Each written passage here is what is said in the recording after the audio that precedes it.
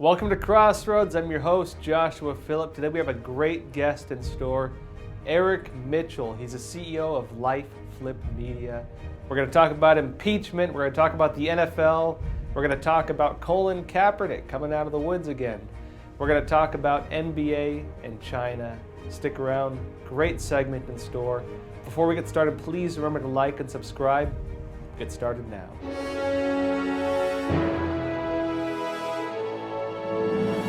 Real pleasure having you on Crossroads. Thanks for having me here. So we've, of course, been following this impeachment, I don't know if you call it drama, playing out. You're a GOP analyst. What's your take on what we're seeing? This impeachment has been crazy. Just watching it, following along, it's hard to watch. I think it puts most people to sleep because you've never watched something that they say they have evidence, but it's all hearsay. As we grow up as kids and even in the military, you just don't go off a hearsay, right? I mean, it's not even admissible in a court of law, but yet that's what this entire hearing appears to be to me, is hearsay. It's Uncle Bob down the street heard from his cousin twice removed that the president said this. I mean, you and I could probably say the same things and testify before Congress, but it's really different to hear all these folks just go up there and no one really heard anything. And everyone's really good at name dropping. I've decided and it's just a drama, just the drama between the committee who's interviewing and the folks that are sitting there amongst the table. I mean, just this week alone, we've had to deal with call me by my rank and, Sonderland yesterday. Of course, he got up there and wanted to name everybody who worked at the White House. So it was just been an interesting 2 weeks. I know as a veteran yourself, Marine, the call me by your rank thing, how would that go over among veterans? It doesn't go over well with us because, for the most part, when we get out, we are all vets and we believe in that. Yes, as a Marine, we love to call ourselves Marines, but it was very strange to hear an officer demand to be called by his rank when calling him sir is the same thing. I mean, it's, we call folks that are Secretary of State honorable, no disrespect to the Lieutenant Colonel, but calling him sir is the same thing. I mean, we don't go around addressing folks in the military as an enlisted member. It's very odd to see that, and I know our community was kind of taken back, like, okay, slow your roll there, Turbo. So, yeah, so we're in an interesting place right now where, of course, the whole impeachment thing is playing out. It's the transcripts are public that the whole thing is based on. It's not was there a crime? It's would you interpret what was said as a crime? And so it's reading Trump's mind contest, essentially, it seems at this point. But I think that we've done that for the past 3 years. Since November 9th, 2016, this is what we've been doing. We've been on an expedition to find something that President Trump has done wrong, from his selection to his cabinet, which has had some changeover, but that's happened with every presidency, and I don't know why they make it such a big deal. It's just trying to find dirt because apparently members on the other side of the House don't like the president, and they're going to do whatever they need to do and find whatever dirt they need to find. It's just a gigantic smear campaign, and I don't understand because you even see it in the debates. They're not talking to the American people, and that's where I have issues, even though, I talk about GOP stuff a lot, but the problem is you have to address American people. You want to be our president, and you can do better than the current president who's delivered on what he talked about, then address us as Americans. Don't go after the president because that doesn't mean anything to me. Because at the end of the day, he'll either serve 4 or 8. And then he's done and he goes on and we have this next. It's how it's worked. So I don't understand why this is where we're missing. We're not caring about Americans anymore. We're going after one person. And that's just weird for our country. That's what we're focused on, is let's just go after the president. Well, what about America? I mean, he is delivering on that, but we just want to focus on one man. How about fixing the issues we have? I mean, as a vet, I can go down one path and tell you we lose 22 veterans a day to suicide, and that seems to be glazed over while we go focus on what the president says eats when he goes to the hospital. So it's different times we're in right now. And so where do you think the average American's at right now with this? I've heard different perspectives. One is nobody cares about impeachment. 2 is, well, it's showing all this corruption. 3 is people who actually believe it and think it might be going somewhere. But at the same time, we're seeing Trump's polls, and they're actually going up. Mm-hmm. Amidst this. He's getting more donor dollars. I mean, it's helped his 2020 campaign for sure. I think you're seeing a lot of Americans are very bored with this impeachment hearing because there's not a smoking gun. I know yesterday mainstream media was, hey, we have a smoking gun, but they truly didn't. There was nothing there was no evidence because at the end of the day, you're trusting a man who already testified 2 previous times that the president said no quid pro quo.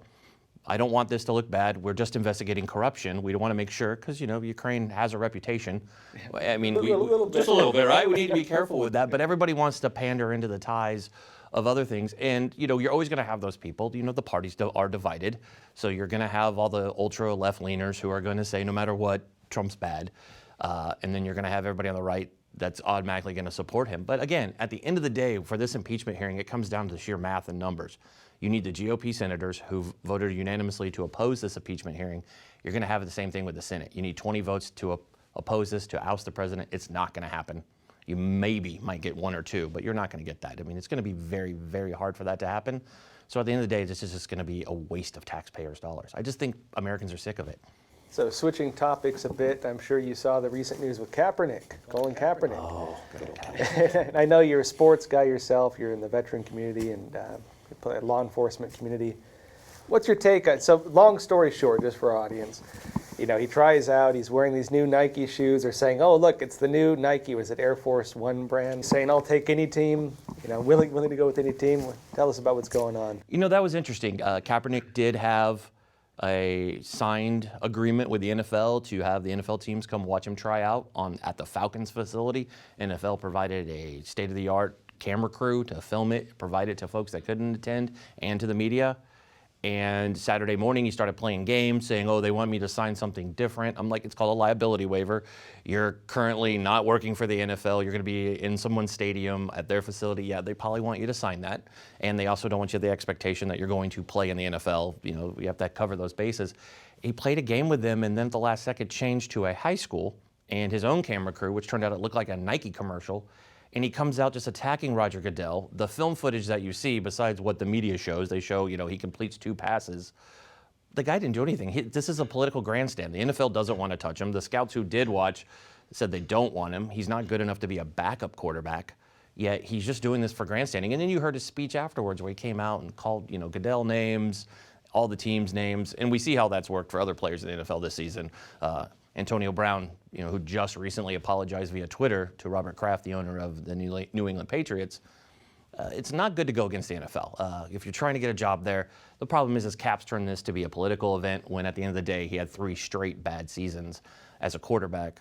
Yes, he did take them to the San Francisco 49ers to the Super Bowl. But at the end of the day, he had 3 bad seasons. I'm sorry, there's new quarterbacks in the league. I mean, you see it with the guys he was compared to. Cam Newton, Robert Griffin, they're all out of the NFL now, right? I mean, we don't know if Cam's going to come back. His injury was pretty bad. So it's this is quarterbacks. There are younger quarterbacks out there, better quarterbacks. So it's just weird to see him turn it political. I don't understand how that's going to get you a job. And it's the most angry, unemployed person I've ever seen in my life. I mean, and he gets a good contract from Nike too. So it's like, what are you trying to do here? So I don't understand his tactic. It's very odd. So do you think the NFL is trying to get away from this whole woke image culture, or do you think they're still trying to keep it going, or what's your perception of that?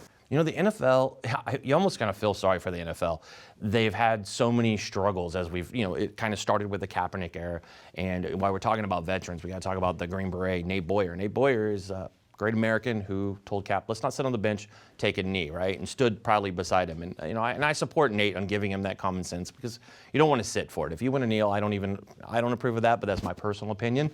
But other people obviously have their opinions on it. The NFL is now struggling. We had the Helmet Gate last week where... I missed that one. What was Helmet Gate? Was the Pittsburgh Steelers versus the Cleveland Browns where they... I forget the player's name for the Browns, but he ripped the helmet off the quarterback and hit the quarterback in the head with his helmet. He was given an indefinite suspension. But I mean, it goes back to all the issues that the NFL has struggled with, especially with domestic violence, with a lot of their players, their treatment of women outside of the league. You have, Kaepernick and some of the players that used to kneel. We've always had the issues with this national anthem the past seasons. I think the NFL's trying to get past that and have this cleaner image. But it's been difficult. Antonio Brown is one of them, and it doesn't happen. Even Robert Kraft had his incidents in the offseason down in Florida for his massages he was going to. So you hope for the NFL to continue to change their image. I know their ratings are up. They are selling out stadiums. People are into the NFL this year. And you have a lot of the teams, the dynasty teams, are really coming back up to the top of the Cowboys, the 49ers. So it's good to see that. You know, it's funny to see this Kaepernick thing bubble back up to the surface and then go away, because people are like the ghost of the past. Yeah, it's like he won't go away. I mean, people are like, where's Tim Tebow? How about all these other quarterbacks we like? Well, can we have them go get tryouts and come back? I mean, if we're just looking for a backup role, I mean, can I go try? I want to be Al Bundy, be out there and tell you about what I did in the 90s. And so contrasting this now with NBA, also in the whole woke culture, and then of course they come out mildly criticizing China, walk it back, get threatened, the whole 9 yards. I mean, what kind of crazy environment are we in where they criticize stuff here, but when you're dealing with an actual tyrannical regime that's putting Muslims in concentration camps and killing Buddhists and, you know, just stomping down democracy protests, and oh, that's okay, you know. You know, it's funny that you bring that up, because it's been one of those topics as, number one, as an NBA fan. I've grown up loving the NBA. We have, you know, from my hometown, we have the Portland Trail Blazers, who are all about diversity. It's amazing to see the NBA not stand up for how it was created. If you look at the history of the NBA, it's always been pop culture, right? We've always been able to talk about things that affect our country and, you know, urban and everything, right? And to see the NBA almost walk it back and almost like, it's okay what's going on in Hong Kong. It was, you know, throwing people out of arenas for standing up for something, using free speech. Number one, you know, these Americans are being thrown out of arenas in our country that guarantees us, you know, the right, but you see it in the stadiums now, you're not allowed to say negative things so it's weird that they would do that, because this is not what the NBA was built off of. I mean, if you look at the league, of all the leagues, this league has always been outspoken, speaks for the people who don't have a voice, they get a voice with the NBA. You know, they go out of their way for that. So it's mind-blowing to me that the NBA would be like, oh, well, we don't want to worry about it, it's sponsor money. And I'm like, people are dying. Yeah. At the end of the day, we're all humans, and we're going to talk about those lives are important. And you want us to remember when we're in your arena to treat the referees with kindness. You can't even yell anything bad at a game now. Like, booing is allowed, but that's it. So it's weird to see the NBA back off, because what the GM for the Rockets said, I was 100% in support of what he said, because it's what we're all thinking. I mean, we watch it on the TV every day, and it's mind-blowing how people are like, well, you know, it's all money at the end of the day, which is unfortunate, but hopefully the NBA continues. They've now come out and said that they're going to support the GM from the Rockets. I just hope that continues to be that way. But you have those big-name athletes like LeBron that are, you know, going to dip their foot in the pool because they make a lot of money. So, and of course, we're seeing a real double standard. It's okay to criticize America, but if you criticize a communist totalitarian regime that gives you a lot of money, then I don't know. It's funny, right? Like, it doesn't make sense. It's like, wait a minute. So we can attack our president, we can just make America look bad, because that's what we're doing. We have these guys, you know, Steve Kerr, LeBron, they're going after, you know, Americans, but it's okay, you know. You don't understand, you're not there, right? I mean, that's basically what LeBron said, you just don't know. And it's like, no, I watch TV, I see the video that comes out. It's not what I want to see. It's disturbing. But I mean, it's glazed over by our own media here. So it's a problem. It's not front page news. A lot of people don't understand. I think we need to continue bubbling it to the surface. People need to know what's going on. It's, you know, this culture needs to understand, Americans need to understand what's going on outside of their, you know, two oceans. And so speaking of this idea of kind of Americans not understanding the situation of something going on, I understand you're real active with veterans, being a veteran yourself. Mm-hmm. What are some of the issues you're working on in terms of getting veterans jobs, and what do you think people are missing when it comes to this issue? Well, one of the big things I'm talking about, there's a threefold. The first one, and I think it's in front of everybody, is veteran suicide, PTSD. But when we talk about the 22 a day, that number, depending on who you talk to, is either 22 or it's higher, right? There's been some numbers that show it almost at 40 a day. It's gone largely ignored by not just this administration, but others. And it really needs to be focused on. That's a huge number. And most of these folks that are affected are Vietnam veterans, right? They weren't given the welcome home that I was given and my brothers and sisters who have come home. The second is getting veterans jobs. I think one of the biggest issues people have is they really don't understand what veterans do. And you see it largely with our servicewomen when they get out. People, you know, they park in the veteran parking space and they're like, what branch did your husband serve in? You know how many times I hear that from our servicewomen who have amazing jobs, they're amazing entrepreneurs, and they're just kind of given this, like they don't belong. And they do. They're sisters in arms with, those of us who serve side by side with them. So it's weird when they come home and they're still given this weird approach. And thirdly is the veteran homeless problem. It's throughout the country, and it's crazy to see that. You see different organizations out there that are trying to help, but we have far too many veterans that are on the street. They just aren't given the opportunity. It's hard. The VA, I don't care who tells you the VA is great, it's not. The number of suicides in parking lots this year alone, I think we've reached 20 so far, which is crazy.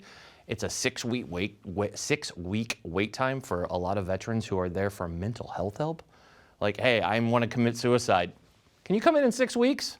That's a bit odd to hear. So for me, and I know other veterans, we really want to see all these other things that you're talking about, the border, the impeachment. It'd be nice to see veterans get up to the front of the line and say, okay, what are we going to do with this piece of the pie? How can we keep these veterans alive?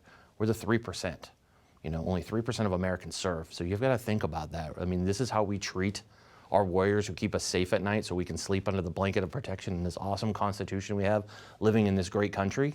So I think that's a big thing that we need to do. So I focus on that a lot. I try to get veterans out there so folks know what's going on, support their small businesses. They have amazing businesses that are out there. You see these folks all over.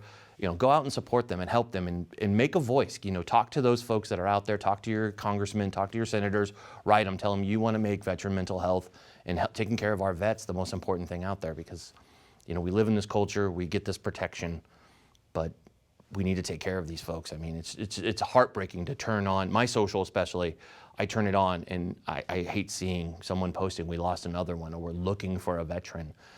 We just had one missing in Oregon. I posted it on social media and I was amazed by it. Not a lot of people shared it. I was like, here's a guy who's missing. We don't even want to look for him, but if it's somebody else missing, and I'm not saying it's bad to do that, but it's not important if it seems to be a veteran. So I want to make it a bigger issue. It's a bizarre thing because if you ask people individually, do you support our troops? Do you support veterans? They'll be like, of course we do. We love them. They're the greatest guys ever, guys and gals, right? It's so true because you do. You hear thank you for your service, and I support the troops. I did 22 push-ups, so that means that I'm good, right? And it doesn't mean that. I mean, we're thankful for it. I mean, there isn't a vet out there that doesn't want to hear thank you for your service. Yes, it makes most of us kind of, I don't want to say cringe, but we all volunteer. I mean, for us, it's a calling, right? Yeah, I mean, it's people thank me for my service and I'm like, oh no, I'm like, I did this, I wanted to do this. I come from, lineage of the military. I love serving, I love this country. So, Marcus Luttrell, he said in the RNC in 2016, he came up, gave one of the best speeches of the RNC. He talked about our troops coming home and leaving a nightmare to come home to a nightmare. And that's disturbing, right? If you think about it, I got out of the Marine Corps before 9/11. So when you look at it that way, nothing's really changed. Transition's still awful. And there's still zero mental health help for our guys that are out there. I mean, this number should dwindle instead of rise. We shouldn't have, and now we're having suicide within our own ranks of our active duty, which is very troubling. And now mental health is actually bleeding over into our friends that we back in blue, the law enforcement. You're seeing especially in New York City. If you look at the NYPD, they're dealing with the same thing. And it's weird because if you look into it, a lot of those officers happen to be veterans also. So you're dealing with, it's a huge problem that seems to go largely ignored. Push-ups aren't going to solve the problem. And I know there's kind of it's a double-sided sword because a lot of them, they don't like the idea that they're considered like they have mental health problems just because they served. It's like, come on, man. I'm disciplined. I'm tough. I can work hard. Don't treat me like a baby. But at the same time, at least from what I've seen, I think a lot of it is they feel like their service wasn't appreciated, or I know with Vietnam veterans, that's the big thing, especially. Yeah. Or America didn't support what they died for. I think we have a lot of that. Do you think that's accurate, or what do you think it is? I think our Vietnam veterans are the ones that were really affected by this. It still blows my mind how they were treated when they came home. I read those stories, I hear about them, and it's crazy. I always tell people, don't thank me for my service. Go find a Vietnam veteran and buy that guy his meal. Welcome him home, because they didn't get that. When they came off the plane, they had to change uniforms. They had to put on civilian attire and walk through an airport. And to me, that blows my mind, right? Because you walk through an airport here in America, you want to go up and thank somebody for their service. I mean, I do it, and I see our guys when we're flying. I'm always shaking their hand. Hey, do you want an upgrade? You could take mine. I'm always trying to do that. it's weird to think our Vietnam veterans came home that way. Yes, politically, people will always try to say, oh, we didn't like this, it was about oil. But there's not one veteran or one active duty member of our service that you're ever gonna find is gonna be like, well, I served because I wanted to go protect oil fields. It's not about money, it's about a calling. We do this because we love our country. That's why it's 3%. I mean, it's a very small percentage of America do this. So it's so heartbreaking because people think we just like have nothing better to do. It's not the way it used to be where you could get out of going to jail to join the military. Now it's harder to get into the military. There's scores that you have to have, and we do it because we love it. It's not because we get paid ridiculously, because we don't. It's not because of the cool places we get to visit, because my friends in the Army will tell you there's a lot of horrible places that the Army has bases that you don't want to go to. The Marine Corps, we're lucky. We have San Diego, Hawaii, and other beautiful places in the world that we get to go. It's just, I think people need to just keep in mind, we volunteer to do this. We're blessed that we have a volunteer force that loves their country. We do this because it is truly a calling. Great. So Eric, where can people find more about your organization? You can find us at LifeFlipMedia.com and on all the social media under LifeFlip Media. Great. Real pleasure having you on Crossroads. Thank you. Thank you. Great. And everyone, please remember to like and subscribe. See you next time.